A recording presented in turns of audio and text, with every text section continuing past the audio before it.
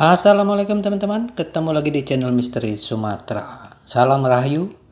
Dan hari ini kita akan memberikan sebuah episode tentang perdebatan kapan sebenarnya Aditya Warman kembali ke Minangkabau, sebelum atau sesudah Perang Bali 1343. Oke teman-teman, terlalu banyak perbedaan pendapat, terlalu banyak buku-buku yang ada di Nusantara, di Indonesia ini, yang memberikan kapan dan di mana waktu dia kembali atau pulang kampung di Minangkabau. Namun sebelumnya kami berharap teman-teman bisa nonton videonya ini part 103 dulu supaya Anda mengerti kenapa dia kembali ke Minangkabau. Oke teman-teman, kita langsung saja.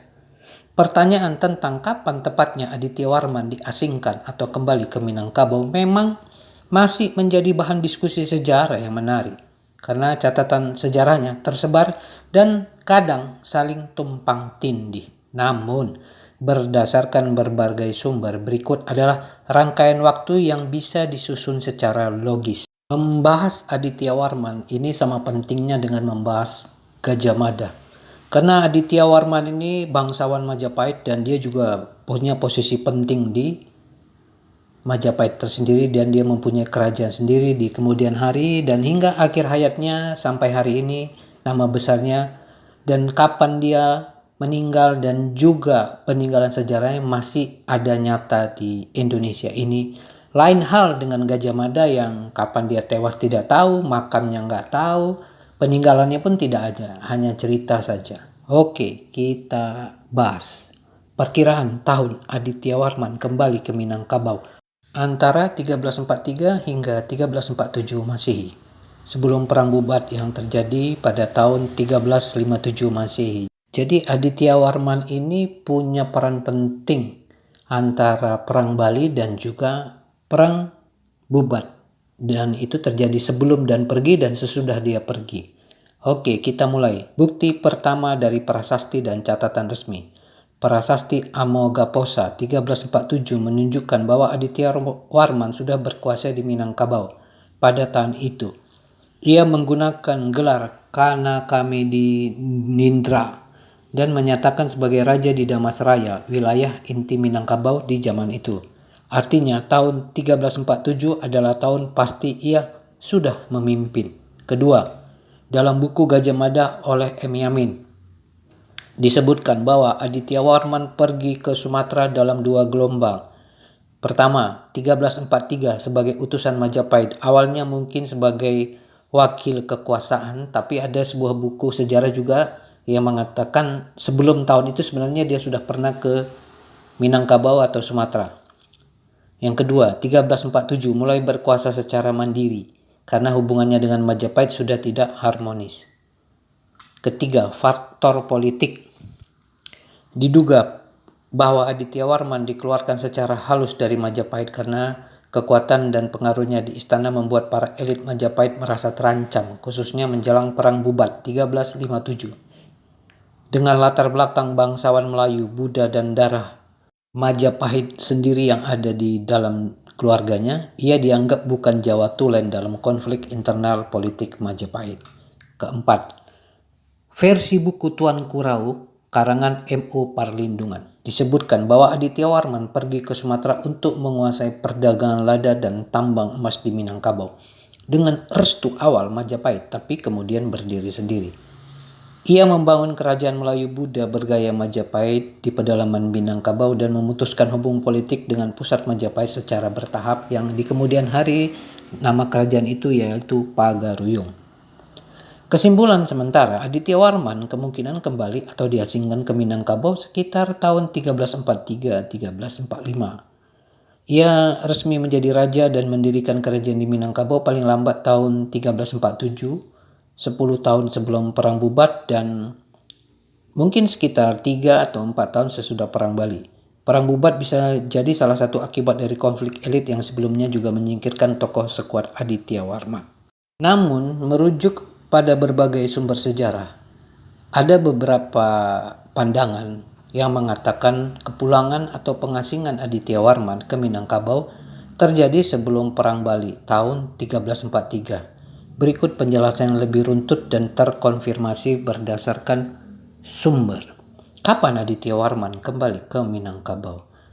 Sekitar tahun 1339 dan 1343 Masehi, Aditya Warman mulai meninggalkan pusat Majapahit dan bergerak ke Sumatera, khususnya ke wilayah Minangkabau. Diduga ini terjadi sebelum Majapahit melancarkan ekspedisi besar ke Bali tahun 1343. Kami berharap teman-teman bisa menonton video kami di part 455 tentang bantuan Aditya Warman terhadap ekspedisi Majapahit dan Gajah Mada terhadap Perang Bali. Oke, kita lanjut. Bukti dan sumber pendukung. 1. Profesor Dr. Slamet Muljana dalam bukunya Runtuhnya Kerajaan Hindu Jawa dan Timbulnya Negara-Negara Islam di Nusantara menyebut tahun 13339 Aditya Warman diutus ke wilayah Sumatera Tertengah, perbatasan Riau Sumatera Barat sekarang oleh Majapahit untuk merebut perkebunan lada atau perdagangan lada. Kedua, Kitab Pararaton Nagarakara menunjuk bahwa setelah itu Aditya Warman tidak terlalu menonjol di lingkungan Majapahit, menandakan ia mulai membangun basis kekuasaan sendiri di luar Jawa. 3. Buku Gajah Mada M.M. juga mengisyaratkan pada tahun 1343 dan 1347 hubungan antara Aditya Warman dan Majapahit semakin renggang hingga Aditya Warman benar-benar mendirikan kekuasaan mandiri sebagai Raja Pagaruyung di Minangkabau.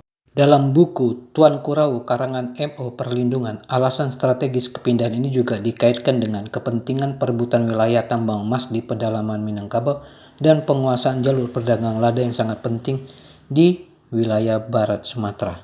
Jadi, kepulangan atau pengasingan Aditya Warman ke Minangkabau kemungkinan besar dimulai sejak tahun 1339 dan semakin menguat menjelang 1343 sebelum perang Bali yang besar itu meletus. Dan seperti kami sampaikan tadi, teman-teman bisa nonton di video part 5554 peran penting Aditya Warman untuk menaklukkan Bali. Langkah Aditya Warman ini mencerminkan strategi cerdas, menjauh dari konflik politik Majapahit dan membangun kekuatan mandiri di tanah leluhurnya yang kaya sumber daya dan strategis dalam perdagangan. Artinya begini, Aditya Warman diduga telah lebih dulu diutus wilayah Sumatera oleh Majapahit, tepatnya sekitar tahun 1339, seperti yang disebut oleh Profesor Dr. Slamet Muljana dalam bukunya. Ia bertugas di daerah perbatasan Riau Sumatera Barat yang kemungkinan besar berkaitan dengan diplomasi, pengaruh kekuasaan, bahkan eksplorasi ekonomi politik di wilayah itu yang kami sebut tentang lada dan rempah-rempah. Kemudian pada tahun 1343 Aditya Warman masih tercatat aktif mendukung Gajah Mada dalam ekspedisi ke Bali. Mohon nonton part 5455, Anda akan mengerti kisah ini, bagaimana peran penting Aditya Warman membantu Majapahit dan Gajah Mada untuk menaklukkan kerajaan di Bali. Karena tanpa bantuan Aditya Warman dan saudara-saudaranya, Majapahit tidak akan bisa menundukkan Bali. Hal ini menunjukkan bahwa hubungan antara Aditya Warman dan Majapahit saat itu masih berjalan baik atau setidaknya bersifat formal dan fungsional. Kalau Anda mempelajari dan melihat video tentang Perang Bali antara tahun 1343 di part 54 dan 55 dan seterusnya, Anda akan mengerti konflik apa yang terjadi di sana itu terkait dengan hal ini. Oke, lanjut. Namun, tidak lama setelah itu muncul dugaan bahwa terjadi keretakan hubungan. Ini diduga dari tragedi Perang Bali itu. Kalau Anda menonton video kami 5455, Anda akan mengetahui apa itu. Baik karena perbedaan politik internal maupun ambisi pribadi Aditya Warman untuk memperkuat posisi di tanah leluhurnya Minangkabau dan juga kepentingan politik Gajah Mada sendiri, maka sekitar tahun 1347 ia mempromosikan kerajaan sendiri di Sumatera Barat, Kerajaan Malayapura di Panji Suwarna Bumi, dan menyebut dirinya sebagai Kanaka Medinindra, Raja Tanah Emas, atau yang di kemudian hari dikenal Kerajaan Pagaruyung. Jadi, meskipun Aditya Warman sempat menjalankan tugas ke Sumatera sebelum 1343, dan juga membantu Majapahit menaklukkan Perang Bali, keputusannya untuk menetap dan mendirikan kerajaan sendiri terjadi setelah Perang Bali, saat hubungan politik dengan Majapahit mulai kurang harmonis. Kesimpulan waktu, 1339, Aditya Warman diduga ditugaskan Majapahit ke Sumatera Tengah. 1343 masih mendukung Majapahit dalam ekspedisi ke Bali. 1347 mendirikan kerajaan Minangkabau dan tragedi Perang Bubat 10 tahun kemudian. 1357 Aditya Warman tidak terlibat di situ. Kesimpulan akhir, Aditya Warman pernah diutus Majapahit ke Sumatera sekitar tahun 1339, kemungkinan untuk menjalankan misi diplomatik atau politik di wilayah perbatasan Riau, Sumatera Barat. Pada tahun 1343 ia masih aktif membantu Gajah Mada dalam Perang Bali yang menunjukkan bahwa hubungan dengan Majapahit saat itu masih baik. Namun setelah Perang Bali 1347 Aditya Warman mulai memisahkan diri dan mendirikan kerajaan di Minangkabau, Malayapura dengan gelar Raja Tanah Emas. Maka proses kembalinya Aditya Warman ke Minangkabau dimulai sebelum 1343, tetapi kemerdekaan politiknya dari Majapahit mungkin terjadi setelah 1343 atau Perang Bali yang kita ketahui 1347 lah. Dia mungkin sudah menetap dengan kekuatan penuh. Tapi diduga dia sudah merancang ini semua semenjak tugas pertama tahun 1339. Oke teman-teman, sebagai penutup, kisah Aditya Warman mengajarkan bahwa sejarah tidak selalu lurus, tapi penuh tikungan diplomasi, ambisi, dan kebijaksanaan. Ia adalah tokoh yang mampu membaca zaman. Dari Majapahit ia belajar kekuasaan, ke Minangkabau ia membawa kebijaksanaan dan kekuatan lokal. Kepulangannya bukan sekadar pelarian, tapi transformasi. Dari seorang pangeran Majapahit menjadi Raja Tanah Emas yang meletakkan fondasi politik di Minangkabau. Oke teman-teman, sampai di sini dulu. Jangan lupa like, komen, dan subscribe. Sampai ketemu di episode berikutnya. Terima kasih.